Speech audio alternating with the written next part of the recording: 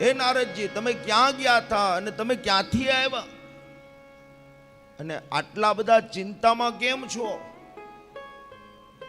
ત્યારે નારદજી કહેવા લાગ્યા કે મનુષ્ય લોકના બહુ વખાણ સાંભળ્યા. થયું કે આ મૃત્યુ લોક ઉપર ભગવાનની ભક્તિ, ભગવાનની કથાઓ, 68 તીર્થો અને આટલા બધા વખાણા મૃત્યુ લોકના સાંભળ્યા ને, તો મને એમ થયું કે હું પણ મૃત્યુ લોકમાં જઈને આ બધું જોઈને આવું. પણ હે સનત કુમારો, આજે હું મૃત્યુ લોક ઉપર ગયો હતો અને ત્યાં જઈને મેં જોયું તો જેવું મેં સાંભળ્યું હતું ને એવું કાંઈ મને દેખાણું નહીં. અને પછી નારદજી પોતાનું વૃત્તાંત કહે છે. નારદજીએ પૃથ્વી ઉપર આવીને શું જોયું? નારદજી કહેવા લાગ્યા, સત્યમ નાસ્તિ તપઃ શોચ દયાદાનમ ન વિધીયતે ઉદર્ણમ હરિનો જીવા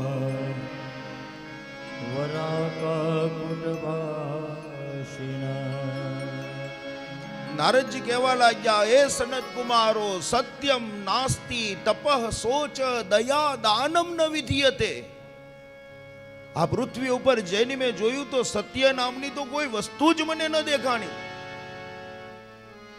તપ શોચ, ન કોઈ તપસ્વી દેખાણો, ન કોઈ દાની દેખાણો, ન કોઈ જ્ઞાની દેખાણો. નારદજી કહેવા લાગ્યા, એક જ વસ્તુ મેં જઈને જોઈ. શું? ઉદરમ ભરીણો જીવા વરાકા કુટભાષિકા. એક વસ્તુ જોઈ કે આજે લોકો પોતાનું પેટ ભરવા માટે એને જે કાંઈ પણ કરવું પડે એ બધું કરવા લાગ્યા. આ બધું જોઈને નારદજી બહુ દુઃખી થયા. આગળ નારદજી કહેવા લાગ્યા કે પાખંડ નિરતા સંતો વિરક્તા સપરિગ્રહ. જ્યાં જોઈએ ત્યાં બસ માત્ર કહેવાનું, બાકી બધું પાખંડ જ છે. અને વિરક્તા સપરિગ્રહ. આજે જેણે જેણે એમ કીધું ને કે મેં બધું છોડી દીધું, હવે મારે કાંઈ નથી જોતું, મેં બધું, જેણે જેણે છોડ્યું ને એને જ બધું ભેગું કર્યું. અને જેણે જેણે છોડ્યું છે તો એને છોડવાનું, એનું અભિમાન જાતું નથી.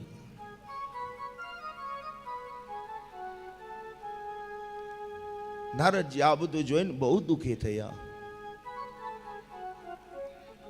આજે રક્ષક જ ભક્ષક બન્યો છે એવું નારદજીએ જોયું. જેણે જેણે રક્ષાની જવાબદારી સ્વીકારીને એણે જ એનું ભક્ષણ કર્યું.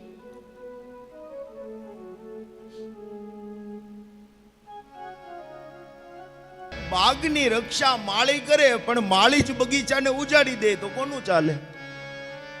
દરિયામાં નાવ ચાલતી હોય ને એ નાવિક એનું રક્ષણ કરે, પણ એ નાવિક જ જો નાવને ડૂબાડી દે,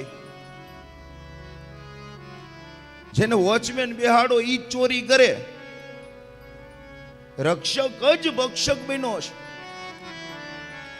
અને આગળ નારદજી કહેવા લાગ્યા કે પુરુષ એ તો જાણે સ્ત્રીના હાથની કઠપુતળી બની ગયો છે. જેમ કરંડિયામાં સાપ હોય અને ઓલો મદારી એ સાપનો એ કરંડિયો ખોલે અને પછી પોતાના હાથમાં બીન લે અને એ વગાડે, અને જેમ સાપ નાચે એમ આજે પુરુષ સ્ત્રીના હાથની કઠપુતળી બની ગયો છે. એ જેમ નચાવે એમ પેલો નાચે. ભાગવતમાં તો ખાલી એટલું જ લખ્યું છે કે તરુણી પ્રભુતા ગેહે, કે જે સ્ત્રીના હાથની પુરુષ કઠપુતળી બની ગયો. ભાગવતમાં ખાલી એટલું જ લખ્યું છે. પણ રામચરિત માનસમાં તો તુલસીદાસજી મહારાજે સ્પષ્ટ લખી નાખ્યું, મારી વિબસ નર સકલ ગોસાઈ. આ તુલસીદાસજીએ કીધું છે. હા, નાચઈ નટ મર કટકી નાઈ. એક મદારી વાંદરાને નચાવે એમ આજે સ્ત્રી પુરુષને નચાવે.